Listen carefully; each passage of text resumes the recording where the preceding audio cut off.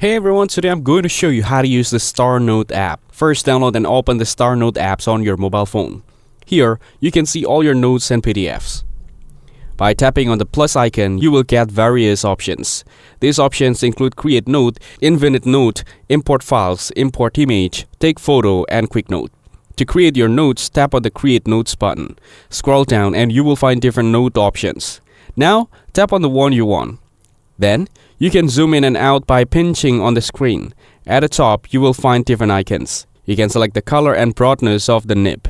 You can also choose between the pen and crayons. By tapping on the star icon, you can mark your notes as favorites. Go back and it will show you your note. In the top left corner, tap on the hexagonal icon.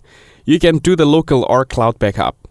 Theme settings, document settings, tool settings, stylus settings, gesture settings, privacy settings, and other settings are the options provided here.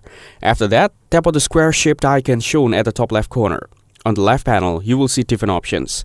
Here, tap on the folder option and enter your title to create a folder. Lastly, you can create your notes on the StarNotes app. Thanks for watching. Don't forget to like and subscribe to see more content like this.